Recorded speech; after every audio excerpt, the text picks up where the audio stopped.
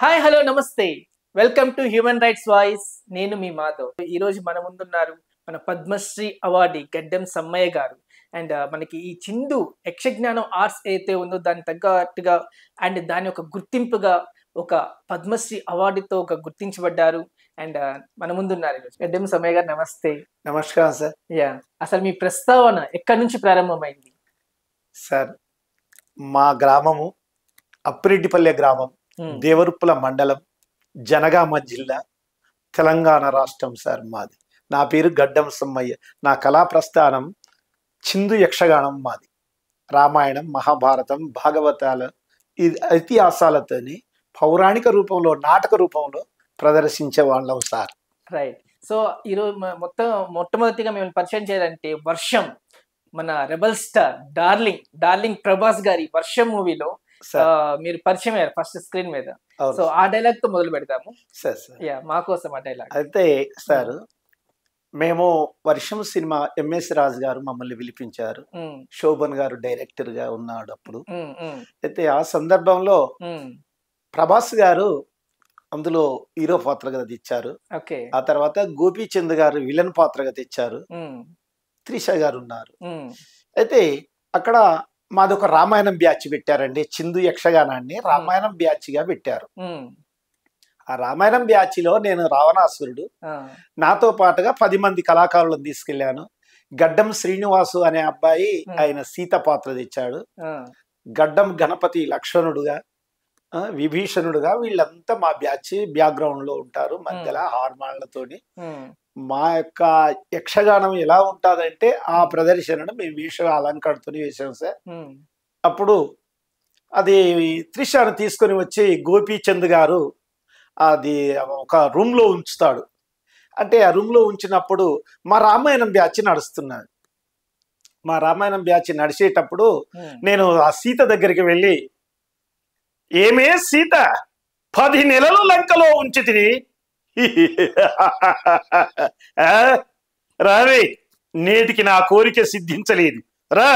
రావేవో రమణి నన్ను చేకోనావే, నీ వరుణిక పూజాలీడావే, గంధర్వుల ఇటుదా వించావే, ఎందుకు ఇటువల చందెము కేదము తొందరేల అమరేంద్రుడా నే చలి, రావేవో రమణి నన్ను చేకోనావే, సీత రావే రా అనేసరికి అక్కడ త్రిష గారు, మీ ఇంటి ముందు రామాయణం చూడు ఏం జరుగుతున్నదని త్రిష గారు అంటారు. అనగానే వెంటనే గోపీచంద్ గారు బయటికి వచ్చి, రే అపండ్రా రామాయణం, సీతమిడలో తాలిగడ్రా. రావణాసురుడు, అయ్యి రామునుడి నేనేదా, సీతమిడలో తాలిగడ్రా. అపచారం అంటే అనుకుంటూ గోపీచంద్ గారు మహాపౌరుషంతో వచ్చి మమ్మల్ని బెదిరించాడు. వెంటనే మా ప్రదర్శన నిలిపివేసినాం మేము. అంతలోనే సీత ఏమన్నా, కరెంటు పోయారు, రాముడు వచ్చాడో ఏమో అంటే వెంటనే అప్పుడు తీగల నుండి ప్రభాస్ గారు దిగి వచ్చేసాడు. అంతటితో మా కార్యక్రమం ముగిసింది. మరి ప్రభాస్ గారు అంటే ఆనాడు వర్షం సినిమాలో ఎంత తక్కువలా, ఎంత చిన్న స్థాయిలో ఉండి తీశారో కానీ వారి మౌనము, వారి మర్యాదలు, వారి యొక్క ఘనత ఎంత ఉన్నా కానీ పొంగలేదు. చాలా చక్కగా ఆయన ప్రదర్శన మాతో ఒక కుటుంబస్తులలాగా వారు మన్ననగా, మర్యాదగా, మా యక్షగానం అంటే ఎంతో ప్రేమగా ఆనందించి వారు చేసినటువంటి సినిమాలు ప్రపంచవ్యాప్తంగా ఎంతో హైలైట్ అవుతున్నాయి, ఎంతో బాగా నడుస్తున్నాయి సినిమాలు. కానీ వారు చాలా గొప్పవారు. మా కళాకారులను ఎంతో ఆనందంగా చూసుకున్నటువంటిది ఆ భాగ్యం కూడా నాకు ఆనాడు వర్షం సినిమాలో నేను నటించాను. గోపీచంద్ గారు అంటే ఇద్దరు మాకు అగ్రనటులు, గొప్పవాళ్ళు. అందులో మాకు ప్రభాస్ గారు చాలా ఆనందం అనిపించాది. వారి మన్ననలు, వారి మర్యాదలు, మేము ఒక కుటుంబ సభ్యుల్లాగా మమ్మల్ని చూసుకున్నాడు. ప్రభాస్ గారికి మరి వారికి ధన్యవాదాలు తెలుపుతున్నాను. మా చిందు యక్షగాన కళాకారుల తరపున మేము ఎంతో ఆనందపడ్డాం. ఆ ఎంఎస్ రాజు గారికి కానీ, మరి మాకు ఆ యొక్క గోపీచంద్ గారు కానీ, మరిగా పద్మశ్రీ నాకు ఈ పద్మశ్రీ అవార్డు వచ్చేదంటే ఆనాడు నేను ఏ పుణ్యం చేసుకున్నానో మరి ఆ ప్రభాస్ గారు ఆయన అందులో నటించడానికి మమ్మల్ని పిలిచి ఎంఎస్ రాజు గారు, శోభన్ గారు వారు మంచి మంచి డైలాగులు మాకు చెప్పినందుకు గాను ఆనందపడ్డాను, ఆనందించినాము. మేము పేరు ప్రఖ్యాతి కూడా మాకు ఆ సినిమాతోని, ప్రభాస్ గారు సినిమాతోనే మేము హైలైట్ అయిపోయాం. నా చిందు యక్షగానం అంటే హైలైట్ అయిపోయింది సార్. మాకు అప్పటికి ఎంతో పేరు వచ్చింది. గడ్డం సమ్మయ్య అంటే వర్షం సినిమా చూడు అన్న కనిపిస్తాడు. ప్రభాస్ గారితో చూడు, ఆ ప్రభాస్ ఏమంటున్నాడు, రాముడు వచ్చాడు అనగానే ప్రభాస్ గారు తీగల మీదకెళ్ళి దిగి వస్తూనే ఉన్నాడు. అంత గొప్పగా వారు మాకు అవకాశం కల్పించారు. మరి ప్రభాస్ గారికి మరి మరి కృతజ్ఞతలు తెలుపుతున్నాను. ఈ రోజు నాకు ఈ పద్మశ్రీ అవార్డు వచ్చినందుకు ఇంకా నేను ఎంతో గర్వపడుతున్నాను, ఎంతో ఆనందపడుతున్నాను. ఇప్పుడు ప్రభాస్ గారు కలిస్తేనా, అయ్యా నాకు ప్రభాస్ గారు నాకు వచ్చాది పద్మశ్రీ అని నేను మరి మరి వారికి శతకోటి నమస్కారాలు చేస్తూ వారికి నా అభినందనలు, నా కళాభివందనాలు తెలుపుతున్నా. అంటే మనకి ఇప్పుడు ప్రభాస్ గారిది కల్కి రేపు జూన్ 27న రిలీజ్ కాబోతుంది సార్. ఈ జూన్ 27న రిలీజ్ కాబోతున్న కల్కికి ఇప్పుడు మీరు మనం చూసే ఉంటారు, బుజ్జి అనేసి ఒక క్యాటరేషన్ కూడా పెద్దగా ఈవెంట్ కూడా చేశారు రామోజీ ఫిలిం సిటీలో. ఇప్పుడు మొన్న భీమా ఫంక్షన్ లో ప్రీ రిలీజ్ లో మిమ్మల్ని గోపిచంద్ గారు ఎలాగే అక్కడికి హన్మకొండలో జరిగారు సార్ భీమా ఫంక్షన్. భీమా ఫంక్షన్ కు నేను గోపిచంద్ గారితోని అందులో వారు వచ్చి విలన్ గా వచ్చి నన్ను అన్నాడు కాబట్టి ఆ రావణాసుడి పాత్ర చూస్తుంటే గోపిచంద్ గారు నన్ను గౌరవించి సన్మానించి షీల్డ్ అందజేసి చాలా బ్రహ్మాండంగా చూసుకున్నారు. ఆ ఫంక్షన్ లో చాలా ఎనలేని ఆనందం అనిపించింది. నాకు గొప్పవాడు మా సినిమాలో నటించినటువంటి వాడికి పద్మశ్రీ వచ్చిందంటే నేను ఆనందపడుతున్నాను. మా సినీ నటులకు వచ్చే అటువంటి పద్మశ్రీ గడ్డం సమ్మయ్యకు వచ్చినందుకు నేను ఎంతో గర్వపడుతున్నాను, నేను ఎంతో ఆనందపడుతున్నాడని ఆ రోజు కూడా అదే గోపిచంద్ గారు ఎంతో ఆనందపడ్డాడు సార్. ఇప్పుడు మొన్న గోపిచంద్ గారు పిలిస్తే వెళ్ళారు భీమాకి. అవును, వెళ్ళాను. మన darling Prabhas, rebel star Prabhas గారు వారి మాట కూడా చెప్పాను సార్. మా ప్రభాస్ గారు మళ్ళీ మా గోపిచంద్ గారు ఇద్దరు కలిసి సినిమా తీస్తే ఇంకా అదిరిపోవాలి, ప్రపంచ దేశాలు ఇలా ఢీకొన్నట్టు కావాలని నేను ఆ రోజు కూడా ఆ ఫంక్షన్ లో కూడా మా ప్రభాస్ గారి పేరు 2-3 సార్లు చెప్పాను సార్ స్టేజ్ మీద. మీకు ఇష్టమా అంటే మళ్ళీ ప్రభాస్ ఇటు గోపిచంద్ గారు ఇద్దరు కలిసి చేస్తే చూడాలని ఇష్టమా? అదే చాలా ఇష్టం సార్. అదే మాట అన్నాను ఆ ఫంక్షన్ లో. మా గోపిచంద్ గారును మరియు మా ప్రభాస్ గారు వీళ్ళిద్దరు కలిసి నేను వర్షం సినిమా తీసినప్పుడు ఎలా హిట్ అయిందో వాళ్ళిద్దరు కలిసి మరొక సినిమా తీస్తే చాలా హిట్ అవుతుంది, మాకు కూడా మళ్ళీ అవకాశం దొరుకుతుందో ఏమో ఇద్దరు కలిసి తీస్తే అని ఆనందపడ్డాను సార్ నేను. Stylish star Allu Arjun Pushpa 2 shooting బిజీలో ఉండి కూడా ఆ సాంగ్ ఏదైతే ఎంత వేషధారణలో ఉన్న గోర్లకి అంత నెయిల్ పాలిష్ అవును సార్, ఆ నెయిల్ పాలిష్ పెట్టుకొని ఆ సాంగ్ షూటింగ్ మధ్యలో వచ్చి మీతో మాట్లాడారు, మిమ్మల్ని బాగా సన్మానించారని విన్నాం. ఎలా అనిపించింది? అదే వారి స్వగ్రామం వాళ్ళ ఇంటికే పిలిపించారు, ఆఫీస్ కి పిలిపించారు సార్. ఆఫీస్ కి పిలిపించి నాకు చాలా ఆనందంగా అనిపిస్తున్నది నీకు ఈ పద్మశ్రీ అవార్డు రావడం. నేను ఇప్పుడే వచ్చాను, మెకాపూర్ నుండే వచ్చాను, నా గోర్ల ఫ్రంట్ ఇవన్నీ చూడండి ఇప్పుడే వచ్చాను, మీరు వచ్చారు, మిమ్మల్ని పిలిపించాను కాబట్టి మధ్యలో షూటింగ్ ఆపి కూడా నేను నీకు సన్మానించుకోవాలని వారు నన్ను పిలిపించుకొని సన్మానం ఘనంగా చేశారు. మా అబ్బాయిలతోని మా కుటుంబ సభ్యులతోని కూడా అందరు పిలిపించుకొని సన్మానాలు చేశారు సార్. మా కుటుంబ సభ్యులు అందరు పిలుచుకున్నారు సార్. ఆ రోజు మీకు సన్మానించినప్పుడు ఏ వేషధారణ అయితే ఉందో ఆ వేషధారణ మొన్న ఒక ట్రైలర్ రిలీజ్ అయిందా సార్? చూసారా? అది చూడలేదు సార్, చూస్తా సార్. నన్ను పిలిచినందుకు నాకు ఘనంగా సన్మానం చేసినందుకన్నా ఆ సినిమా చూడాలని ఉన్నా సార్. పుష్ప 2 అయితే మీకు పుష్ప 2లో మీకు ఒక రోల్ ఇస్తాము, క్యారెక్టరైజేషన్ ఇస్తామని మాట ఇచ్చారు అప్పుడు అల్లు అర్జున్ గారు. ఇచ్చారండి. ఆ మాట నిలబెట్టుకున్నారా? ఇంకా పిలవలేదండి, పిలుస్తారో ఏమో కానీ మీకు పుష్ప 2లో మీకు అవకాశం కల్పిస్తానన్నాడు సార్. అంటే చాలా సంతోషం సార్, ఇంకా ఏ అవకాశాలు ఉన్నా ఇవ్వండి సార్ అన్న. తప్పకుండా నీకు మాట ఇస్తున్నాను, ఏదో ఒక సినిమాలో మీకు అవకాశాలు కల్పిస్తానేనని అన్నాడు సార్. అక్కడికి మాకు ఎంతో సంతోషం అనిపించింది సార్. ఇప్పుడు పుష్ప 2 అయిపోయింది షూటింగ్, మరి మేము పిలవలేదు? అయితే పిలవలేదు సార్, మర్చిపోయింటారంట. తెలియదు సార్, ఒకవేళ వారు పెద్దవాళ్ళు గుర్తున్నాదో లేదు అందు గురించి. అది నన్ను పిలిపించింది గుర్తున్నది, సారు నా దగ్గరికి వచ్చి నాకు వాళ్ళ ఆఫీసులో నాకు సన్మానం చేసింది అన్ని గుర్తున్నాయి, మధ్యలో షూటింగ్ కూడా ఆపింది, కానీ ఇది గుర్తున్నదో లేదో. సరే మరి ఇంకేదన్నా అవకాశాలు ఉన్నాయో ఏమో, అందులో ఇట్లా అవకాశం ఇస్తారో ఏమో అని ఆశిస్తున్నాను. ఓకే, సో అయితే ఎక్స్పెక్ట్ చేస్తారు అల్లు అర్జున్ మీకు వచ్చి చేశారు సార్. రైట్. అయితే ప్రభాస్ గారితో మీరు వర్షం సినిమా తీసేటప్పుడు ఆయనతో దగ్గర గడిపారు కదా, అంటే ఎలా ఉండేవాళ్ళు ప్రభాస్ గారు మీతో? ఇప్పుడు మా కుటుంబంలో ఎట్లయితే మేము కలిసి ఉంటామో, ఉమ్, మా కుటుంబ సభ్యులు, మా ఉమ్, బ్యాచ్ లో మేము ప్రదర్శన చేసినప్పుడు మేము ఎట్లా మాట్లాడుకుంటాము, అవును. మేము ఎవరెవరో మేము ఎట్లా మాట్లాడుకుంటాము, ఉమ్, మా ప్రదర్శన చేసుకుంటూ అరే రారా బాబు, అరే రారా ఉమ్, అనుకుంటూ ఏ విధంగా అంటామో అదే విధంగా కూడా రా బాబు రా, ఆ, రండి సార్ రండి, సీతమ్మ రా ఆ, అనుకుంటూ ఈ విధంగా సీతను పిలిచిండు, నన్ను పిలుచుకున్నాడు, ఆ, నా బ్యాచ్ ని మొత్తం పిలుచుకొని అందరితో ఫోటోలు దిగాడు సార్. ఉమ్, ఆ ఫోటోలలో కూడా ఉమ్, మంచిగా మా సార్ మాతోనే ఉన్నాడు. ఆ, 2 సార్లు 3 సార్లు మళ్ళీ ఫైట్ లో కూడా జరిగేటప్పుడు కూడా ఆ, రమ్మని దగ్గరికి ఆ పరచూరి గోపాలకృష్ణ వాళ్ళందరూ ఉంటే ఆ, ఆ మధ్య నుంచి వచ్చుకుంటూ ఆ రావణ, సీతమ్మ అనుకుంటూ ఈ విధంగా ఎంతో ఆనందంగా పిలిచేవారు సార్. ఉమ్, మాకు ఎనలేని ఆనందం అనిపించింది సార్ ఉమ్. వారు పిలుస్తుంటే. మీరు రాముడు వచ్చాడేమో అన్నప్పుడు ఉమ్. థియేటర్ లో అసలు విజిల్స్, అప్పుడు దాకా ఆయన కనపడదు కదా అక్కడ. అవునవును, ఆయన తీగల మీదకి వెళ్ళి వస్తుంటాడు సార్. తీగల మీదకి వెళ్ళి రాముడు వచ్చాడో ఏమని మా శ్రీనివాసు అనే అబ్బాయి అవును. స్త్రీ పాత్ర తెచ్చాడు, సీతకు తెచ్చాడు. ఉమ్, ఆయన అంటుంటే ఆ, కదా వెంటనే కరెంట్ పోయింది. ఆ, అప్పుడే రాముడు వచ్చాడు అనగానే చల్కున మెరిసినట్టుగా దిగుతున్నాడు తీగల నుండి. దిగుతున్నారు. అగో అక్కడ బాగా ఆకట్టుకున్నది సార్ అది. ఇప్పుడు ప్రభాస్ గారి వర్షం మూవీ వల్లే మీకు గుర్తింపు వచ్చింది, అవును పద్మశ్రీ కూడా వచ్చింది. అవును ఇప్పుడు సార్. అల్లు అర్జున్ గారు పిలిపించుకున్నారు, బానే ఉంది. ఉమ్. మరి ప్రభాస్ గారు మీద పిలిపించుకొని మాట్లాడటము, మిమ్మల్ని బెస్ట్ విషెస్ తెలియజేయటము ఇలా చేస్తారు ఏమన్నా? సార్ ఇంకా తెలియలేదు, ఇంకా మాకు చెప్పలేదు. ఓకే. సరే ఇంతకు ముందు అయితే చిరంజీవి గారు పిలిపించుకున్నాడు, అల్లు అర్జున్ గారు పిలిపించుకున్నారు. మంచి గొప్ప కళాకారుడు, ఆయన వేషభూషణాలు బాగా ఉన్నాయి అనుకుంటూ మా వేష అలంకరణ చూశాడు. మా వేషాలు చూసి కూడా ఇటువంటి గెటప్ నేను కూడా ఇస్తానని చిరంజీవి గారు కూడా అన్నాడు. ఈ పాత్ర నా వేష పాత్రలు భీముడు, రాముడు, కీచకుడు, దుర్యోధనుడు, కంసుడు, యముని పాత్ర ఇటువంటివి చూశారు. చూసి ఇందులో మీకు అవకాశం నేను కల్పిస్తానని చిరంజీవి గారు కూడా అన్నారు.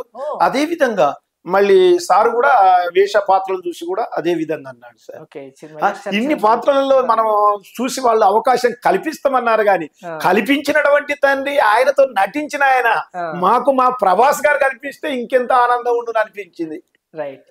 వారు ఎప్పుడు పిలుస్తారని అయితే ఆశిస్తున్నాను. వారికి అభినందనలు, నేను నా కృతజ్ఞతలు తెలుపుతున్నా. అయితే ఇప్పుడు మెగాస్టార్ చిరంజీవి గారు చెప్పారు, అల్లు అర్జున్ గారు చెప్పారు, చిరంజీవి గారు ఏమన్నారు ఆ రోజు మీతో, ఏం మాట్లాడారు? మా అందరితోని మా విషయాలు, మాది వృత్తిపరం, మీరు వృత్తి కళాకారులం సార్, మేము ఇట్లా పేదరికంగా బతుకుతున్నాం మేము. అంటే ఎస్సీ మాదిగ వాళ్ళ దగ్గర ఆడుకొని జీవనోపాధి గడుపుకుంటే వాళ్ళం సార్. మేము చాలా కడుపేదరికంగా బతుకుతాం సార్. మా కుటుంబాలు ఇండ్లు కూడా సాధ్యంగా లేవు సార్. ఇప్పుడు అక్కడో ఇక్కడో ఇండ్లు కట్టుకుంటున్నాం కానీ మాకు ఇండ్లు లేనటువంటి స్థితిలో కూడా చాలా పేదరికంగా ఉన్నాం సార్. ఇట్లా ఉండి కూడా రామాయణాన్ని, మహాభారతాన్ని, భాగవతాన్ని ఇటువంటి ప్రదర్శనలు, శివపురాణాల కారించి మేము వేస్తాం సార్ అని మా వేషాలు, మా యొక్క ఆల్బమ్ లో ఉండబడినటువంటి కొన్ని సెల్లు చూపించేసరికి మన దగ్గర కూడా నీకు అవకాశం దొరుకుతుంది అని చిరంజీవి గారు అన్నారు, మాట ఇచ్చారు. అండ్ మాట ఇచ్చారంటే ఖచ్చితంగా గుర్తుపెట్టుకుని చేస్తారు. వారు అన్నారు మన దగ్గర కూడా మీకు అవకాశం దొరుకుతుంది అని అన్నారు. ఆ మేనేజర్ గారికి కూడా చెప్పారు, మీ నెంబర్ తీసుకోండి, గడ్డం సమ్మయ్య గారి నెంబర్ మీరు అందులో తీసుకొని ఉంచుకోండి, మనకు అవకాశం ఉంటది సమ్మయ్య గారితో, తప్పకుండా ఈయనకు మనం అవకాశం కల్పించుదాం అని అనుకొచ్చారు సార్. మేనేజర్ గారికి చెప్పారు. అది విషయం. మాతో పాటుగా వారు గొప్పది, ఇంకా నాకన్నా గొప్ప అవార్డు వచ్చింది కాబట్టి మరి గంతటి గొప్ప చిరంజీవితో సమానంగా నాకు అవార్డు దక్కింది అంటే ఇది నా పుణ్యము. మరి చిరంజీవి గారికి, మా యొక్క సినీ ఫీల్డ్ వారికి కూడా ఎంతో ఆనందంగా ఉండవచ్చు నాకు ఇది వస్తే అనుకున్నాను.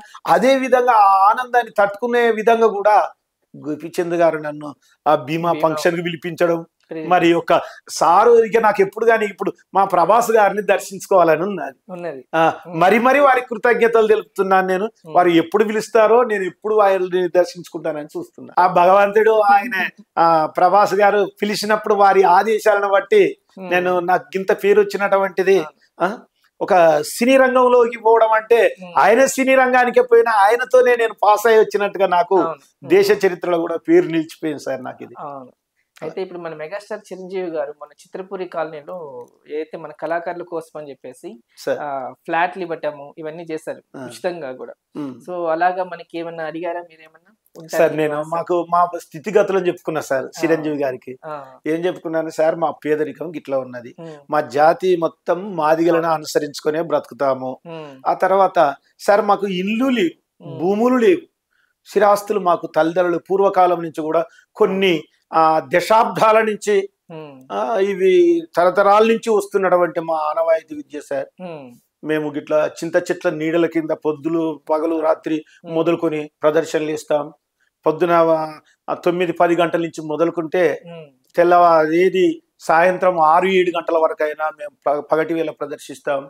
తర్వాత రాత్రి వేళ 9-10 గంటల నుంచి స్టార్ట్ చేస్తే తెల్లవార్ల దాకా కూడా ప్రదర్శించే వాళ్ళం సార్. ఇంత పేదరికంగా ఉండి మాకు ఇల్లు లేక మాదిగల ఇళ్ళలోనే ఉంటున్నాం సార్ అని అన్నాం. సరే సరే సరే మంచిది, మీకు అవకాశాలు కల్పిస్తాం అని అన్నారు.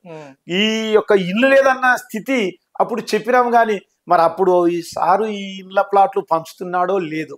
కానీ ఇది గుర్తుకొచ్చేది ఉంటే మాత్రం మాటువంటి పేద కళాకారులకు, మాటువంటి చిందు కుటుంబాలకు కానీ చిందోళ్లకు, మా చిందు కళాకారులకు చిరంజీవి గారు అట్లా మాకు గృహ సముదాయాన్ని కల్పిస్తే మా జాతి కూడా వారికి రుణపడి ఉంటాం. మా చిందు కళాకారుల జాతి వారైతే నాకు నీకు అవకాశాలు కల్పిస్తాను అని అన్నారు. అంటే ఇల్లు కల్పిస్తానని లేదు, లేక అది కాదు, మీకు తప్పకుండా ఈ కొన్ని అవకాశాలు కల్పిస్తాను, మేనేజర్ గారికి నెంబర్ తీసుకోమని చెప్పారు అంతే. మాకు ఒకవేళ వారు పిలిపించి ఇచ్చిన ఇంకా జన్మ తరించిపోతుంది. ఎందుకంటే మాకన్నా గొప్ప అవార్డు ఆయనతో నేను తీసుకున్నందుకు నేను గొప్పవాడిని అనిపిస్తున్నాను. వారికి నాకు ఇద్దరికి ఒకేసారి మా కేంద్ర ప్రభుత్వం ప్రతిష్టాత్మకమైనటువంటి అవార్డు ఎంపిక చేశారంటే నాకు ఆనందంగా ఉంది. వారు గంతటువంటి సేవలు చేస్తున్నారు. ఇంతకు ముందు రక్తదాన శిబిరాలు అవి నేత్రము అది ఇవన్నీ ఇటువంటివి చేశారు. మాటువంటి పేద కళాకారులను ఆదుకుంటాడని కూడా నేను వారి కృతజ్ఞతలు తెలుపుతున్నా చిరంజీవి గారికి. ఖచ్చితంగా. ఈ చిందు యక్షగానం అంటే ఏంటి సార్ అసలు? చిందు యక్షగానం అంటే పూర్వకాలం నుండి తాతలు ముత్తాతలు కొన్ని వందల దశాబ్దాల కాలం ఉంది అన్నట్టు. అంటే అటువంటి దశాబ్దాల నుంచి వచ్చినటువంటిది మా సాంప్రదాయమైనటువంటి మా చిందు యక్షగాన కళారూపం. తరతరాల నుంచి వస్తుంది. తరతరాల నుంచి అంటే కర్ణాటక ఉండే, కర్ణాటకలో యక్షగాన కళాకారులు ఉండే. అయితే దానికి భిన్నంగా మాది నాటకాలు ఇస్తాం కాబట్టి దానికి భిన్నంగా చిందు యక్షగానం నాటకాన్ని బట్టి చిందు అంటే దాంట్లో నృత్యం, తర్వాత నటన, దాని యొక్క సౌందర్యాన్ని బట్టి మా డైలాగులను మా యాక్టింగ్లను బట్టి దానికి చిందులు జోడించి భాగవతాలు చేస్తాం, రామాయణం ఇస్తాం కాబట్టి చిందు భాగవతం అంటే అది నాటకాలు చిందు ఇటు చిందును కలిపితే అది చిందు యక్షగానంగా గుర్తింపు పొందింది. తాతల కానుంచే పూర్వకాలం నుండే మాలోన అభినయము, సంగీతము, నటన, వేషము, భాష, నటన అంటే సార్ ఇప్పుడు మనం అనుకుందాం వేషం ఉంది, భాష ఉంది, నటన ఉంది, నృత్యం ఉన్నది, అభినయం ఉన్నది. అన్ని రంగాలలో మా పూర్వుల కానించే మా తండ్రి మా తాత మా తండ్రికి చెప్తే మా తండ్రి నాకు చెప్పిండు, నా కానుండి నా కొడుకుల కాంచి ఇది వారసత్వంగా వస్తున్నటువంటి కళ. ఇప్పుడు మనకి చిందు యక్షగానంలో ఏమేం పాత్రలు చేశారు సార్? చిందు యక్షగానం అంటే సార్ పూర్వకాలం నుండి మా తాతలు ముత్తాతల నుండే ఈ యక్షగానాన్ని నమ్ముకొని ఈ కళను నమ్ముకొని గ్రామీణ ప్రాంతాలలో పట్టణాలలో హరిజన మాదిగ కులస్తులను అనుసరించుకొని వారి దగ్గర హక్కుభుక్తం అడుక్కునే వాళ్ళం మేము. మాదిగల దగ్గర ఆ హక్కుభుక్తం అడుక్కొని 5 సంవత్సరాలకు ఒకసారి 3 సంవత్సరాలకు ఒక్కసారి ఆ మాదిగ కాలనీకి పోయి ఆరాధ్య దేవత ఎల్లమ్మ గుడి ఉంటుంది. ఆ ఎల్లమ్మ గుడి దగ్గర ఆ గ్రామ పెద్దలందరినీ అంటే గ్రామం అంతా కాదు మాదిగ కులస్తుల వరకే వాళ్ళని ఒక్క దగ్గర కూడకొట్టి అయ్యా నాకు హక్కుభుక్తం పూర్వం నుంచి మాకున్నది కాబట్టి మీరు మాకు హక్కు ఇవ్వాలి అని మేము అడిగితే వాళ్ళు అప్పట్లో బస్తా 2 బస్తాలు 3 బస్తాలు పందుము ఇట్లా వడ్లు ఇచ్చేది మాకు. దానితోనే మేము ప్రదర్శనలు చేసుకుంటూ మా తాతలు మా తండ్రులు మేము కూడా అదే విధంగా చేసుకుంటూ వచ్చినాం. అంటే మా తండ్రులు అది వర్షకాలంలో బంద్ ఉండేది, మళ్ళీ తర్వాత ఎండాకాలం వ్యవసాయం నుంచి మళ్ళీ మా ప్రోగ్రాములు స్టార్ట్ చేసేది మా పెద్దలు. మేము కూడా అట్నే చేసినాం, మా పెద్దలు కూడా అదే విధంగా చేశారు. ఆ తర్వాత మాకు ఏమైందంటే ఆ పూర్వకాలంలో చింత చెట్ల నీడల కింద బొడ్రాయిల వద్ద దేశముఖుల గడిల ముందు రచ్చబండల వద్ద మా యక్షగాన ప్రదర్శనలు 6 కర్రలు నాటి మధ్య మీద శాంతిని కట్టి ఒక పర్ద వేసుకొని హార్మాన్యం మధ్యల తాళ్ళాలతోని సంగీతం ప్రారంభించి అప్పటి నుండి అంటే నేను మా తల్లి దగ్గర తప్పటడుగులు వేస్తున్న రోజుల్లోనే 12 సంవత్సరాల వయసు నుంచి మా నాయన కంసుడి పాత్ర వేస్తే నేను శ్రీకృష్ణుడి పాత్ర వేసిన. ఫస్టే మా పెద్దలు మమ్మల్ని చిన్ని కృష్ణుని వేషం వేసి ఆ స్టేజ్ మీద భయం పోవాలని మమ్మల్ని ఆడించారు మా పెద్దలు. మా నాయన కానీ మా పెద్దలు మా తాతలు కానీ వాళ్ళు అందరు కలిసి మమ్మల్ని ఆడించేవాళ్ళు. ఆ విధంగా అది అయిపోయిన తర్వాత మళ్ళీ నేను బాలవద్దిరాజు తెచ్చాను. ఆ తర్వాత లోహితాస్యుడు సత్యహరిచంద్రుడు లోహితాస్యుడు తెచ్చాను. ఆ తర్వాత ప్రహ్లాదుడు తెచ్చేది. మా నాయన హిరణ్యకశ్యపుడు తెస్తే నేను ప్రహ్లాదుడు తెచ్చేది. మా నాయన కంసుడి వేషం వేస్తే నేను శ్రీకృష్ణుడి వేషం వేసేది. ఈ విధంగా బాల్యము నుండే ఇటువంటి ప్రదర్శనలన్నీ నేను వేసుకుంటూ నాయనతోని వచ్చి ఇక 16, 18, 20 సంవత్సరాల వయసు రాగానే హీరో పాత్రలు నటించేది. హీరో పాత్రలు అంటే అర్జునుడు కానీ భీష్ముడు కానీ తర్వాత హరిశ్చంద్రుడు కానీ తర్వాత కీచకుడు కానీ కంసుడు కానీ ఇటువంటి పాత్రల్లో ఇక ప్రావీణ్యత బాగా పెరిగింది. అంటే ఒక్కొక్కటి వేసుకుంటూ. ఏది బాగా ఇష్టం మీకు? ఏ పాత్ర అంటే బాగా ఇష్టం? నాకా సార్ దుష్యంతుడు, శకుంతలలో దుష్యంతుడు, ఆ తర్వాత కీచక వదలో కీచకుడు, ఆ తర్వాత అది భూకైలాసులో రావణాసురుడు, కంసమర్ధన అంటే అది భాగవతానికి సంబంధిస్తుంది. ఆ కంసమర్ధనలో కంసుడి పాత్ర వేసినప్పుడు నా డైలాగులో యాక్టింగ్ బాగా చేస్తాను సార్. మా కోసం ఒకటి మంచి డైలాగ్. ఆ డైలాగ్ అంటే ఆ కంసుడి పాత్ర వేస్తాను చూడండి సార్. అయితే దేవకి వసుదేవులను తీసుకుని వచ్చి వాళ్ళను అంటే అష్టమాసురుడు జన్మించి నీ గర్భంలో జన్మించి నేను సంహరించును అని చెల్లెలు దేవకి వసుదేవుణ్ణి అంబర మార్గమున అంపుతాడు కంసరాజేంద్రుడు. ఆ తీసుకువెళ్ళే సమయమున ఆకాశవాణి చెప్పినటువంటి మాటలు విని కంసుడు ఏమంటాడు, శిరశాలలో బంధించుతాడు, వారిని చంపడానికి ప్రయత్నిస్తాడు. అయితే సోదరుని చంపినట్లయితే ఇక వాడు జన్మించాడు, నన్ను సంహరించాడు అనే ఆలోచన మీద వాళ్ళు అది చేస్తే అప్పుడు 6 కుమారులు పుట్టారు. 7వ వాడు భిన్నమయ్యాడు. 8వ వాడు అష్టమాసురుడు జన్మించాలి. ఆ అష్టమాసురుడు కూడా జన్మించాడు. జన్మించినట్టుగా ఆ కంసుడికి తెలిసింది. తెలియగానే వెంటనే అక్రూరుడు అనేవాడు ఆయన కింద అక్రూరుడు ఉంటాడు. ఆ అక్రూరుణ్ణి రేపల్లెవాడలో పెరుగుతున్నాడట, తీసుకొని రమ్మని పంపిస్తాడు. పంపించినప్పుడు నాకు తెలియగానే నేనన్నాను, నారదుడు వచ్చి చెప్తున్నాడు, అయ్యో 6 జన్మించారు, ఎంతలో పొరపడితివి, 6 ఏకమైతే నీవు బ్రతుకుతావా అని నారదుడు చెప్పేసరికి, నారద ఏమిటి కరవాలము నేను ఆచరించినది నేరమా? ఇతరుల దృష్టికి అదే నేరంబు. ఆనాడు దేవకి వసుదేవుడు బంధించి శరశాల యందుంచినప్పుడు తల్లిదండ్రులు మాత్రమే కాక అర్ధాంగి అస్థిదేవి కూడా విమర్శించిన వారందరూ హుమ్మగూడి యోసించి కథను ఇంతవరకు తీసుకొని వచ్చిరా.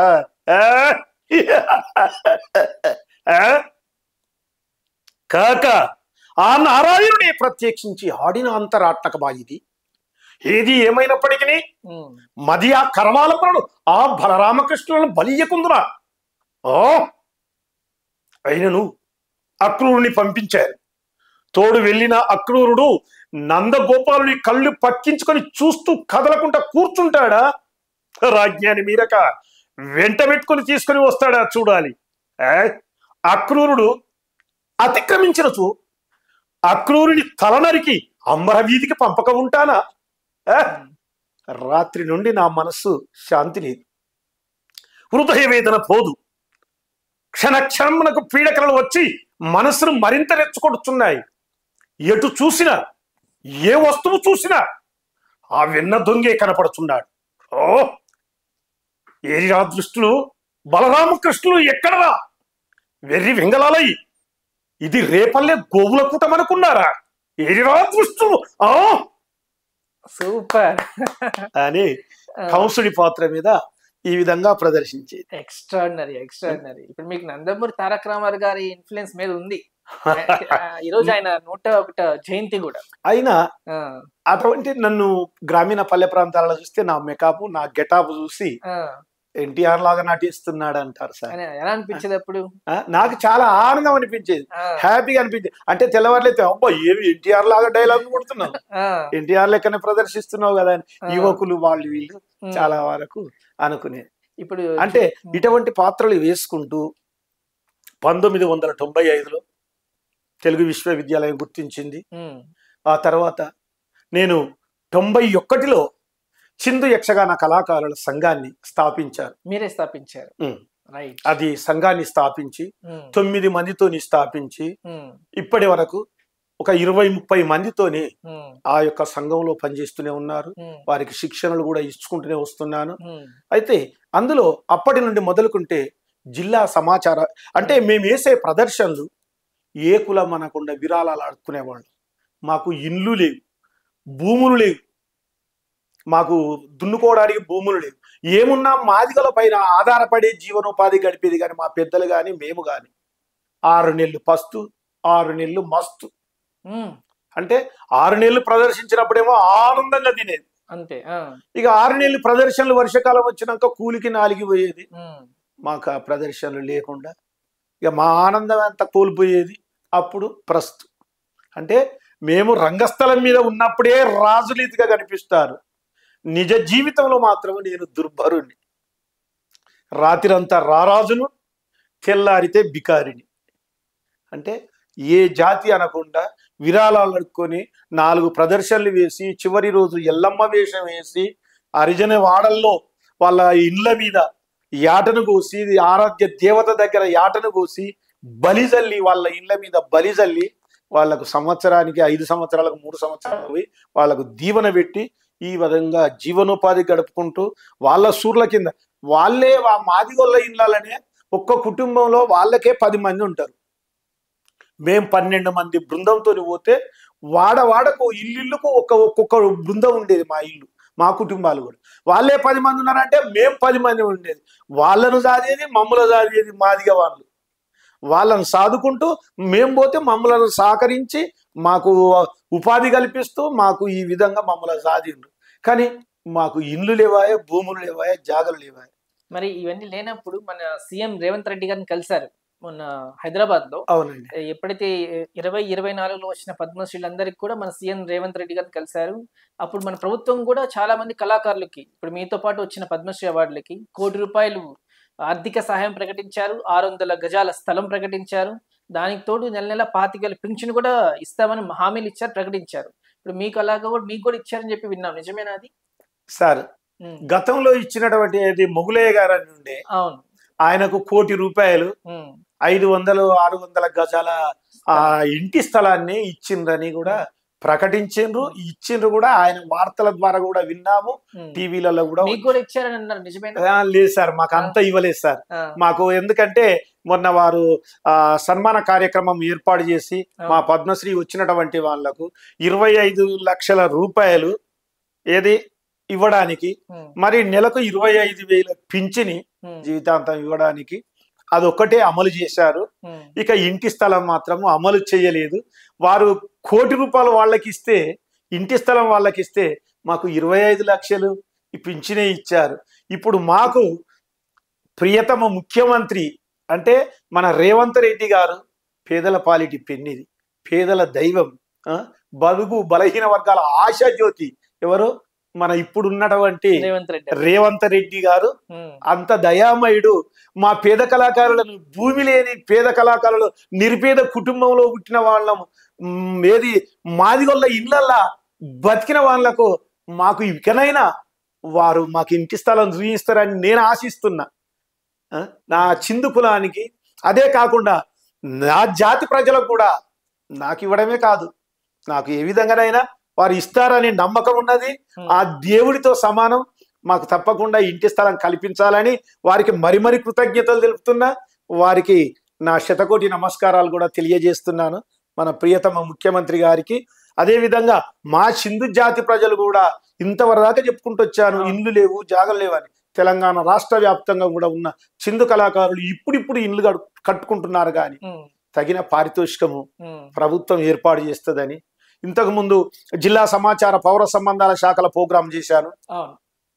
అదే కాకుండా తెలంగాణ భాషా సాంస్కృతిక శాఖ కూడా ఉమ్, 15,000 10,000 ఈ విధంగా ఇస్తుంది. అటువంటి అది మాకు అతి తక్కువ ఇస్తున్నారు పారితోషికం. క్లాస్ కళాకారులకు బాగా ఇస్తారు. ఈ చిందు కళాకారులను చిన్న చూపు చూస్తారు. మరి చిందు కళాకారులకు మంచి పారితోషికం ఇచ్చి మరణించినటువంటి ఒక చిందు కళాకారుడు అంటే పగలు రాత్రి మొదలుకొని ఒర్రి ఒర్రి ఒర్రి ఊపిరితిత్తులు దెబ్బతిని ఆ చిందు కళాకారుడు అటువంటి రాగం తీసి పాడటం వల్ల కూడా ఊపిరితిత్తులు దెబ్బతిని చనిపోయేటువంటి కళాకారులు, పేదరికంతో మగ్గుతున్నటువంటి కళాకారులను ఇవాళ రాష్ట్ర ప్రభుత్వం గుర్తించి, సీఎం గారు గుర్తించి వాళ్ళకు చనిపోయిన వాళ్లకు 1 లక్ష 2 లక్షలు బీమా లాగా చనిపోయిన వారికి ఆర్థిక సహాయం ఇచ్చే విధంగా కూడా చేస్తారని కూడా ముఖ్యమంత్రి గారికి కోరుకుంటున్నా. అదే విధంగా భూమి లేని వారికి భూమి. ఇప్పుడు ఈ ఇన్సూరెన్స్ కూడా ఉంది కదా సార్. ఇప్పుడు ప్రధానమంత్రి సురక్ష బీమా యోజన, ప్రధానమంత్రి జీవన్ జ్యోతి బీమా యోజన అని చెప్పేసి సార్ సంవత్సరానికి మనం 12 రూపాయలు కట్టుకుంటే ఈ ఇన్సూరెన్స్ అనేది 2 లక్షలు అనేది గవర్నమెంట్ స్కీమే ఉంది. అవన్నీ కూడా మీకు చేసుకున్నారు? అవన్నీ అవి చేసుకోలేదు సార్, మేము చేసుకోలేదు. కానీ ఈ తెలంగాణ భాషా సాంస్కృతిక నుంచి మాకు ఇంతకు ముందు బ్యాంక్ అకౌంట్ లోనే అది టిక్ మార్క్ పెట్టేసి చేసుకుంటే మనకి సంవత్సరానికి 12 రూపాయలు కట్ అవుతుంది. ప్రమాదశాత్తు ఏదైనా జరిగితే 2 లక్షల బీమా అనేది వర్తిస్తుంది. ఇప్పుడు అవన్నీ చేసుకోవాలి కదా. ఇప్పుడు చిన్న చిన్నయే కదా అవన్నీ. అది చిన్నయే కానీ సార్ మాకు అంత స్తోమత ఉందా సార్? మేము మొన్నటి దాకా ఇప్పుడిప్పుడే కొంచెం వెలుగులోకి వస్తుంది. పిల్లలందరూ కూడా చదువుకున్న పిల్లలు. ఎంతమంది పిల్లలు? నాకు 3 కొడుకులే అండి. Right sir. అయితే ఇప్పుడు మనం మీ అబ్బాయిలు 3 అని చెప్పారు కదా. అవును సార్. పెద్ద అబ్బాయి సోమరాజు సార్, రెండవ అబ్బాయి హిమగిరి. ఉన్నారు ఇప్పుడు హిమగిరి మీతో? హిమగిరి ఉన్నాడు సార్, అక్కడే ఉన్నాడు సార్. ఆడు వస్తున్నాడు. నమస్తే అండి. ఎలా అనిపిస్తుంది అంటే ఇప్పుడు యాక్చువల్గా ఏ తల్లిదండ్రులకైనా కానీ మన పిల్లలు సాధిస్తే ఒక ఆనందం వస్తుంది. కానీ ఇప్పుడు మన తండ్రికి మన కళ్ళ ముందే ఒక అవార్డు రావడం అంత ఈజీ కాదు. అంటే ఇప్పుడు మెగాస్టార్ చిరంజీవి గారిని రామ్ చరణ్ గారు ఇలాగా చేయాలని చూస్తూ ఉంటారు. ఆ కైండ్ ఆఫ్ ఫీలింగ్ ఉందా మీకు? చాలా హ్యాపీగా ఉంది, చాలా గర్వంగా ఉంది.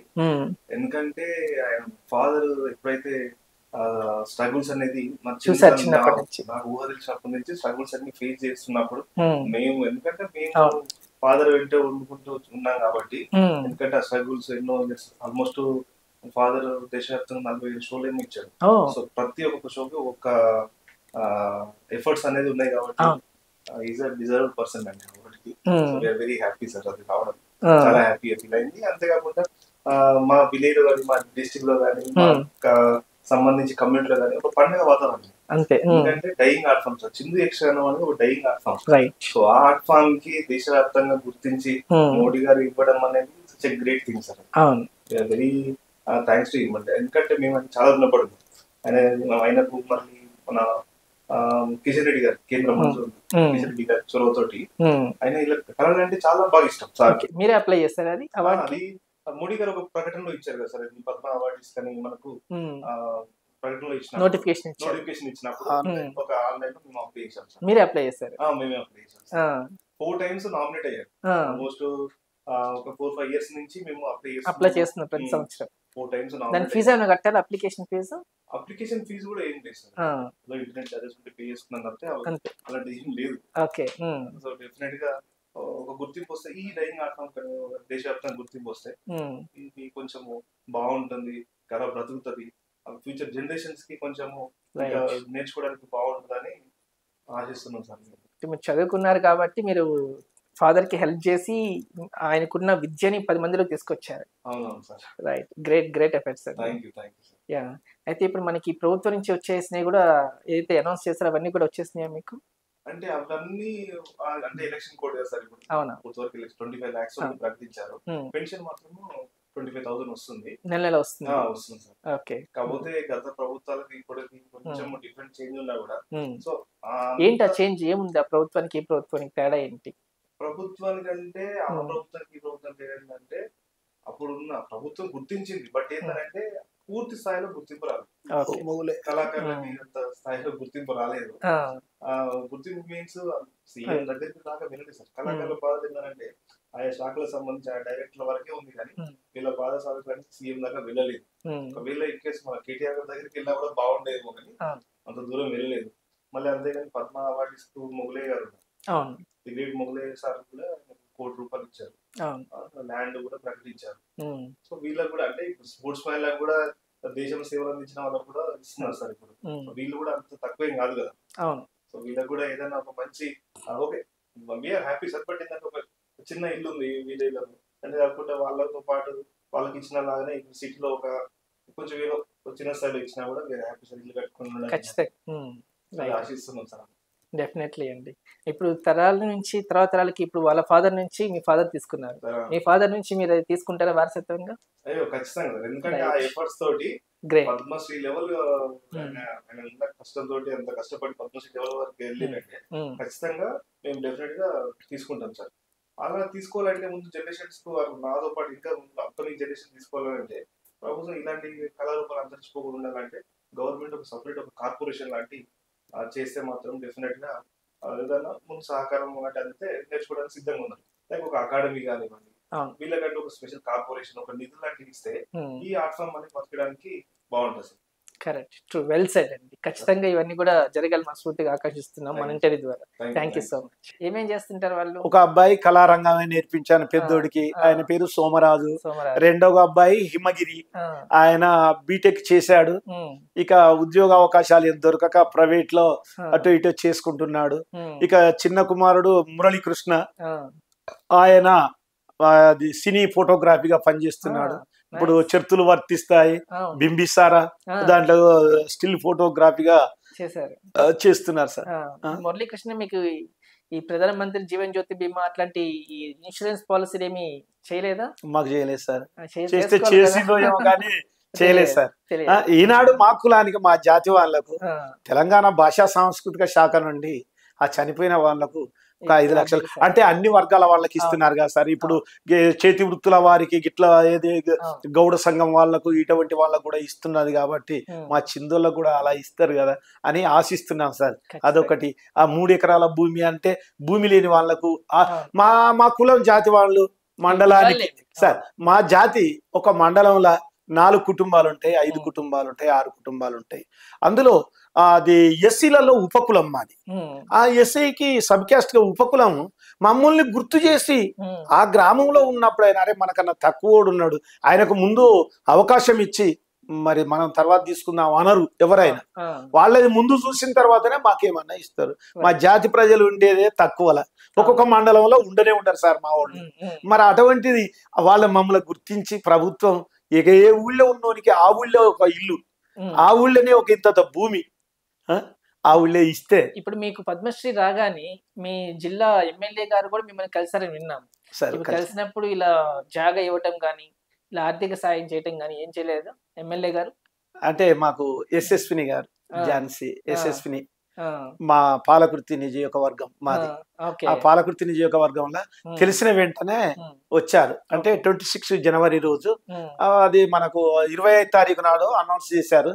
26 తారీఖు నాడే మేడం గారు వచ్చారు, ఇద్దరు వచ్చారు, సత్కరించారు. కొంత ఆర్థిక సహాయం అంటే 30,000 40,000 వరకు ఇంతవరకు ఆర్థిక సహాయం ఇచ్చారు. వెంటనే మరి మా మాజీ ఎమ్మెల్యే గారు దయాకర్ రావు, ఎర్రబెల్లి దయాకర్ రావు గారు వారు వచ్చిండ్రు. అదే విధంగా సన్మానం చేశారు, ఇంత ఆర్థిక సహాయం ఇచ్చిపోయిండ్రు. ఆ తర్వాత మన పల్ల రాజేశ్వర రెడ్డి గారు, మాకు కడియం శ్రీహరి స్టేషన్ గన్పూర్ నియోజకవర్గం వారు వెంటనే కడియం శ్రీహరి గారు, పల్ల రాజేశ్వర రెడ్డి గారు వాళ్ళే ముందుకు వచ్చారు. మా మేడం కన్నా వాళ్ళు జర ముందుకు వచ్చారు, తొందరగా వెళ్ళి వచ్చారు. వచ్చి వాళ్ళు సత్కరించారు. గతంలో నాకు అప్పిరెడ్డిపల్లె గ్రామంలో ఒక 8 ఎకరాల ల్యాండ్ అనేది మా కుటుంబాలు చిందోళ్లకు మా కుటుంబం వాళ్ళకు కొంత సహకరించారు. కడియం శ్రీహరి గారి ఆధ్వర్యంలో కొద్ది గొప్ప సహకరించారు. ఇటువంటి వాళ్లకు భూమి లేని నిరుపేదలను ఆదుకొని భూమి ఇప్పియాలనే నేను మా ముఖ్యమంత్రి గారిని కోరుకుంటున్నా. మా ఇంటి స్థలం గురించే ఎక్కువ నేను ప్రాధాన్యపడుతున్నాను. నడి బొడ్డున మాకు ఒక 600 గజాలు, అదే మన ఇది ఉన్నాడు మొగులయ్య గారు, ఆయన ₹1,00,00,000 ఇచ్చారు. నా ₹1,00,00,000 లేకున్నా సరే వారు పెట్టి ప్రియముక్తాన్నే భోజనం పెట్టినంతే చాలు. వారి నోట 25 లక్షలు అన్నాడు, 25,000 అన్నాడు పింఛనే. ఒక ఇంటి స్థలం చూస్తే మొగలయ్య గారి కంటే మన పవన్ కళ్యాణ్ గారు వచ్చింది భీమ్లా నాయక్ లోంచి ₹1,00,00,000 ఇచ్చారు. తర్వాత 600 గజ స్థలాలు ఏదో ఇచ్చిన్నారు. మొన్న మన ఇంటర్వ్యూలో కూడా ఇంటర్వ్యూ అయిపోయాక కూడా జ్యోతి పూర్వజ్ గారు జ్యోతి పూర్వజ గారు కూడా చాలా మంచి ఆర్థిక సహాయమే చేశారు. దాదాపు 1 లక్ష రూపాయల దాకా కూడా ఆర్థిక సహాయం అనేది వెంటనే ఇంటర్వ్యూ అయిపోయిన వెంటనే కూడా చేశారు. ఆయనకి కిస్మత్ బాగుంది, ఆయన కష్టం ఏదో. ఇప్పుడు మీకు కూడా ఖచ్చితంగా అవన్నీ కూడా రావాలి, చేయాలి కూడా. ఇప్పుడు మీరు చిన్నప్పటి నుంచి కూడా ఎన్ని కష్టాలు పడి ఉంటారు, అంత ఈజీగా పద్మశ్రీ దాకా వచ్చిందంటే ఎన్నో కష్టాలు పడి ఉంటారు, ఎన్నో చూస్తుంటారు. అంత అంటే రాత్రి అయితే రారాజులం, పగలైతే బికార్లం అని. ఇప్పుడు కొన్ని క్యాటరేషన్ చేస్తున్నప్పుడు కూడా ఈ చప్పట్లు ఎలా అయితే వినటానికి చాలా బాగుంటాయి, తినటానికి బిల్కుల్ పనికిరావు. అవును సార్. ఇప్పుడు ఇవన్నీ చూసినప్పుడు ఏమేమి కష్టాలు పడ్డారు మీరు? ఇక ఆ కష్టాలను చూస్తే సార్, కూలికి పోయినాం. ప్రతి ఒక్క కూలి బీటి కలుపులు తీస్తాను కూడా పోయినా సార్. మా తల్లిదండ్రులు మా నాయనకు మేము 3 కొడుకులం జన్మించాం, 3 అక్క చెల్లెళ్ళు, 6. పెద్ద ఆమె పేరు సరస్వతి మా అక్క, రెండోగా ఆమె వినోద, మూడోగా ఆమె శారద. ఇక మా తమ్ముల పేరు, నేను పెద్దోడి, నా పేరు సమ్మయ్య, తర్వాత మా తమ్ముడి పేరు వెంకటయ్య, ఇంకో తమ్ముడి పేరు గణపతి. ఆ తర్వాత నాకు ఒక్క బిడ్డ, ఆ ఒక్క బిడ్డ చనిపోయింది. అది పసరమట్ల గ్రామం ఇచ్చాను, జనగామ దగ్గరనే. ఆమె చనిపోయింది. ఆమెకు 3 ఆడపిల్లలు ఆ దీనస్థితిలో ఉన్నారు. ఆ పిల్లలను కూడా హాస్టల్లో వేసే పరిస్థితిలో ఉన్నాయి. ఇప్పుడు నా ఆధ్వర్యంలో ఉంటున్నారు పిల్లలు కూడా. అది ఆ విషయం. ఇక ఊళ్ళ పొంటి అడుక్కుంటూ ఈ విధంగా చేసుకుంటూ ఎక్కడ ఉండటంలో అక్కడ స్థిరపడుతున్నాం సార్ మా వాళ్ళు. ఇక మా వేషాలలో రామాయణం కానీ, మహాభారతం కానీ, భాగవతం కానీ. ఇప్పుడు రామాయణం ఉంది, రామాయణ ఘట్టాలలో ఇప్పుడు భాగవతంలో ఒక డైలాగ్ అన్నాను. ఇప్పుడు మళ్ళీ తర్వాత ఇది మన ఇది కీచక వధ ఉంది. కీచక వధలో కీచకుడు వచ్చి అక్కను చూసి, అక్క వద్ద మాలిని పని చేస్తుంది, సైరంధ్రి రూపంలో ఉండి ద్రౌపది. ఆమె మాలిని పని చేస్తుంటే నారదుని మాటలు వినే, అంటే భీముని భయమునకు పాతాళమున దాగి ఉన్నాడు కొన్ని రోజులు కీచకుడు. ఆ రోజున ఆ మత్స్యానగరం విరాట మహారాజు దగ్గరికి వాళ్ళ అక్క సుధేష్ట దగ్గరికి వచ్చి చూస్తున్నాడు. చూసి, వందనమక్కగారు, వందనము అక్కగారు, నిజవాసము కుశలమే గదా, నందను కుమారి నాది సమూహము సేవకాదులు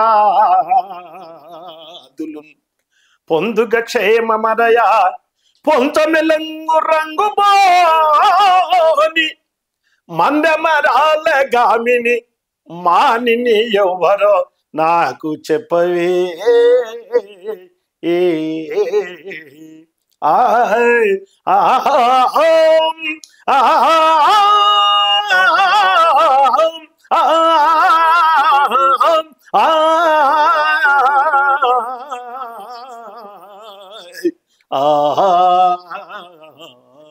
అక్క, నీ చెంతనుండబడినోడంటే ఆ ఇంటి ఎవరు అక్క? ఎంత అందముగా ఉన్నది. ఏమి మాలినియా? కాదు అక్క, అదేవతో యుడురాజముఖిగా తోస్తున్నది. అక్క, నీవు ప్రక్కకుండుమి, ఆ ఇంటి ఎవరో తెలుసుకునేది. తమ్ముడు అది మాలిని, దానికి 5 గంధర్వులు ఉన్నారు. వెళ్ళరా, పక్కకు జరుగు, వద్దు, దానిపైన నీకెందుకు రా భ్రాంతి అని అక్క అంటారు. ఏమి అందము, ఏమి చందము, యువతి ఇంటి నా అక్క చెంత ఇంత శృంగారవంతురాలు ఉన్నది. దివి నుండి భూమికి దిగి వచ్చిన అప్సరసయా, మదన మనోహర సుందరనారియా, మయూరాల నర్తకియా, దాని స్వరము చూడు, కోకిలకే గలమిచ్చిన కలకంటియా, ఎన్నడు చూడని లావణ్యం, ప్రాణం పోసిన బంగారం బొమ్మ, మెలికలు నేర్చిన మెరుపు తీగ, అవనీతలానికి అవతరించిన అప్సరస ఎవరు ఈ మత్స్యగంధి? అక్క చెప్పవే అని అక్క దగ్గరికి పోయి ఈ విధంగా ఆ ఇంటిని చూసి, ఆ మాలిని రూపంలో ఉన్న ద్రౌపది మాలిని రూపంలో ఉంది, సైరేంద్ర సేవకాదులు చేస్తున్నది కాబట్టి దానిపైన భ్రాంతి చెందిండు కీచకుడు. అక్కడ డైలాగు ఆ విధంగా యాక్టింగ్ చేసి, ఏమన్నా అసలు మీకు పర్ఫార్మెన్స్ కానీ, డైలాగ్ డెలివరీ కానీ, ఆ గొంతులో వాయిస్ లో ఉన్న బేస్ కానీ, ఇప్పుడు ఈ జబర్దస్తులు ఇవన్నీ అంటే మనకి ఇప్పుడు సోషల్ మళ్ళీ మాదే సార్, మా సొంత పాట సార్. దాన్ని చూసి ఆహా దీని సోయగం వెన్నమది ఆనందం వైతో చెనుగా, ఆహా దీని సోయగం వెన్నమది ఆనందం వైతోచనుగా సాహసించి దీనితో సుఖించటి మహాత్ముడెంతటి మహోత్తముడు బలి. ఆహా ఆహా దీన్ని సోయగంబెల్ నమది ఆనందం వైతోచనుగా. అదే కాక తగు సోము తన దగు మోము గల నగు మోము గల ఈ ఇంతి దగ దగ మెరయగ మేను మదను నీ ధరించను పూల బంతి. స్తవంబు పసిడియ భంగరంబులు బరంగు మెరంగు ఈ ఇంతి హరి మృగరాక్షరి మద్యమి కరి అనాసుకుమారి బలి. అహద్దీని సోయగం వెన్నమది ఆనందం వై తోచనుగా. రావే నా రతనాల ములుక నా రామ చిలుక రా అని ఈ విధంగా దాన్ని నటించుకుంటూ డైలాగ్. ఇష్టమే మీకు నటించడం? ఇప్పుడు సినిమాల్లో ఇష్టమైన బాగా? సినిమా పిలిస్తే నటిస్తాం సార్. మా యక్షగానాలు మా భాగవతాలతోనే మా యక్షగానాలతోనే ఈ సినిమాలు డ్రామాలో నుంచి వచ్చినాయి. కానీ పూర్వంలో మా యక్షగానం నుంచే సార్ ఇవన్నీ వచ్చినాయి. మీలాంటి వాళ్ళందరూ కూడా టాలెంట్ ఉన్న వాళ్ళందరూ కూడా ఇప్పుడు చిన్న చిన్న జబర్దస్త్ అని ఒక చిన్న చిన్న వేదికలు వాటి టాలెంట్ చేసుకుంటూ ఉన్నారు. ఇప్పుడు సోషల్ మీడియా లేదా యూట్యూబ్ వల్ల వాళ్ళందరూ చేరుతున్నారు. ఇప్పుడు ఇట్లాంటి మీలాంటి వాళ్ళు కూడా వెలుగులోకి వచ్చి చేస్తే ఎంత అదృష్టం. మాట వంటి కళాకారులకు సారు ఇప్పుడు ఎంతో మందిని ఎన్నెన్నో క్రికెట్ వాటికి కోట్ల కొద్ది క్రికెట్ ఆడే వాళ్ళకు కూడా కోట్ల కొద్దిగా ప్రకటిస్తారు. ఇటువంటి పేద కళాకారుడు ఒక పద్మశ్రీ వాళ్లకు ఒక ఎస్సీ సబ్ క్యాస్ట్ వానికి ఒక ₹1 కోటి 2 కోట్లు ఇస్తే నష్టం వచ్చింది సార్ ప్రభుత్వానికి. ఒక అంటే ఒక 600-700 గజాల స్థలం ఇస్తే నష్టం వచ్చింది ఏంటి సార్? అందుకే ప్రభుత్వాన్ని అనుసరిస్తున్నాం సార్. అటువంటి వాళ్లకు సినీ నటులకు ఆనాడు పూర్వంలో ఆ రకంగా ఇచ్చారు. ఇవాళ ఉత్తమమైనటువంటి జాతీయ స్థాయిలో గొప్పగా ఇవాళ కేంద్ర ప్రభుత్వము నన్ను గుర్తించి ఈ యొక్క మరుగునబడినటువంటిది ఒక ప్రాచీన కళారూపం ఒక గడ్డి పువ్వును బయటికి తీసి మట్టి కళను బయటికి తీసి ఇవాళ ఏ పైరో లేకుండా ఏది లేకుండా ప్రభుత్వం గుర్తించి ఈ పద్మశ్రీ అవార్డు ఇవ్వడం కేంద్ర ప్రభుత్వానికి మరియు రాష్ట్ర ప్రభుత్వానికి కృతజ్ఞతలు తెలుపుతున్నాను. మీ స్టూడియోకు వచ్చినందులకు ఇంకా నాకు ఎనలేని ఆనందంగా ఉంది. ఇప్పుడు ఇక్కడికి రావడం కూడా నా జన్మ తరించింది. నాకు అంటే ముందు భవిష్యత్తుకు భావితరాలకు బాట వేసే విధంగా తీసుకొచ్చేది ఇప్పుడు ఈ ఛానల్ వాళ్ళు. నన్ను మీ ఛానల్ వారికి కూడా కృతజ్ఞతలు sir. Right, thank you so much sir. అంటే ఇప్పుడు మాకు హ్యాపీ మీలాంటి వాళ్ళందరినీ కూడా మేమందరం గౌరవించుకోవడం అనేది మా బాధ్యతగా భావిస్తున్నాము. సో పోతే మనలో మన మాటగా మాట్లాడుకుందాము. మీ మనసులో మాట చెప్పండి. ఇప్పుడు ఏపీలో ఎలక్షన్స్ జరిగినాయి, ఎవరు గెలుస్తా అంటారు? ఈ ఎలక్షన్స్ గురించి నాకు తెలివిగా అది ఎవరికి తెలియదు సార్. ఎందుకంటే మీరు చంద్రబాబు నాయుడు గారితో ఆల్రెడీ మీకు ఒక రిలేషన్ ఉంది. చంద్రబాబు గారితో అంటే ప్రభుత్వ కార్యక్రమాల మీద ప్రచారాలు చేసిన సార్ నేను అట్లా చేశాను. 1991 నుండే జిల్లా సమాచార పౌర సంబంధాల శాఖ నుండి వేలాదిగా ప్రదర్శనలు, ప్రభుత్వ సంక్షేమాభివృద్ధి కార్యక్రమాలు, కుటుంబ నియంత్రణ, పర్యావరణ పరిరక్షణ, పరిసరాల పరిశుభ్రత, HIV, కరోనా, డెంగీ వ్యాధి, చికెన్ గున్యా, మలేరియా, ఈ యొక్క నా పౌరాణిక యక్షగాన రూపంలో నా వేషాలతోని జనాన్ని చైతన్యపరచడానికి ఈ విధంగా చొచ్చుకొని వెళ్ళాను. పర్యావరణ పరిరక్షణ అంటే త్రిమూర్తులనే భూమి నుండి దివికి దించి ఈ స్థితిగతులు చూడండి, అపరిశుభ్రమైనటువంటి వాతావరణం ఎలా ఉందో అనుకుంటా కూడా చూయించినటువంటి వాడిని వేషాల రూపకంలో. మరి అటువంటి ప్రదర్శనలు చేసినాను. ఈనాడు ప్రభుత్వం అవన్నీ చేస్తేనే దాదాపు దూరదర్శన్లో, ఆకాశవాణిలో, DPROలనే 19,000కు పైగా చేశాను ప్రదర్శనలు. 19,000కు. మరి రోజు విడిచి రోజు ఎత్తాం మేము ఆటలు. అవి కాక అంటే నేను 14 సంవత్సరాల వయసు నుంచే పాత్రలు వేస్తున్నాను. నా వయసు 62 ఉన్నది సార్. ఇప్పుడు 62 సంవత్సరాలు అంటే ఇక ఎన్ని ప్రదర్శనలు వేయాలి నేను రోజు విడిచి రోజు. మీ టైం మొదలైంది ఇప్పటి నుంచి. ఇక ఇప్పుడు నన్ను ప్రభుత్వం గుర్తించింది కాబట్టి ఇప్పుడు సుఖంగానే ఉంటాను సార్. ఇక జనరేస్ట్ నా కొడుకులకు, నా పిల్లలకు, మా జాతి ప్రజలకు కూడా ఎవరు జాతీయ కాకుండా ఇంకా ఎవరు వచ్చినా కానీ ఈ చిందు యక్షగాన కళారూపాన్ని నేను శిక్షణ ఇచ్చుకుంటూ కూడా ఒక గురువులాగా ఉండి వాళ్ళకు అన్ని కార్యక్రమాలు నేర్పించడానికి సిద్ధంగా ఉన్నా సార్. ప్రభుత్వం నుంచి సహకారం తీసుకొని వచ్చి ఖచ్చితంగా కళను బ్రతికిస్తా, కళను కాపాడుతా. అది భావితరాల గుర్తింపు ఉండే విధంగా. ఇప్పుడు మనకి ఏదైతే ఈ తరతరాల నుంచి వస్తుందో తరతరాలకి తర్వాత తరాలకి కూడా ఈ కళ అనేది ఖచ్చితంగా వాళ్ళకి వ్యాపించాలి. వాళ్ళందరూ కూడా దీన్ని గుర్తించాలి, గుర్తించుకొని కూడా వాళ్ళందరూ చేయాలి. ఇప్పుడు ప్రభుత్వం నుంచి కూడా మీకు తగిన ఒక ఆర్థిక సహాయం ఏదైతే రావాలో అదంతా వస్తే ఇప్పుడు మీలాంటి వాళ్ళందరూ గురువులుగా వాళ్ళందరికీ శిక్ష ఏదైతే ఉందో వాళ్ళందరికీ కూడా పంచాలి. అండ్ ఇప్పుడు కూడా మన ఇంటర్వ్యూకి వచ్చిన ప్రతి ఒక్కరికి కూడా ఏదో ఒక రకంగా పర్సనల్గా కావచ్చు, ప్రొఫెషనల్గా కావచ్చు, ఖచ్చితంగా వాళ్ళందరికీ లబ్ధి జరుగుతుంది. వేరే వేరే సినిమాల్లో అవకాశాలు వస్తున్నాయి. ఇప్పుడు మా ఛానల్ ద్వారా, మన హ్యూమన్ రైట్స్ వాయిస్ ద్వారా, మన మాధవ్తో మనసులో మాట ప్రోగ్రామ్ ద్వారా వాళ్ళందరూ కూడా వేరు వేరు డైరెక్టర్స్ కావచ్చు అందరు కూడా చేరుతున్నారు. ఖచ్చితంగా మీకు కూడా మరిన్ని అవకాశాలు రావాలని మనస్ఫూర్తిగా కోరుకుంటున్నాము. అండ్ ప్రభుత్వం నుంచి ఏదైతే రావాలో ఆ భూములు కావచ్చు, ఆర్థిక సహాయం కావచ్చు, అండ్ ఈ 25,000 రూపాయల పెన్షన్ ఏదైతే ఉందో రావాలని మనస్ఫూర్తిగా కోరుకుంటున్నాము. అండ్ మా ద్వారా ఏదైతే చేయాలో అదంతా కూడా మేము ఖచ్చితంగా చేస్తాము. సార్ మీ స్టూడియోకి రావడం, మాధవ్ గారు మీ మనసులో మాటను నాకు తెలియపరిచిన, నా మనసులో మాటను మీకు తెలియపరిచాను. నా మనసులో నీ మనసులో ఉన్నది, ఇద్దరు మనసులు ఒకటే అయ్యేసరి అద్దులు దాటి పోవాలనే కోరుకుంటున్నా. అద్దులు దాటి తీసుకెళ్ళండి మమ్మల్ని. ఖచ్చితంగా అయ్యా, తీసుకెళ్తారని కూడా చూస్తున్నాను.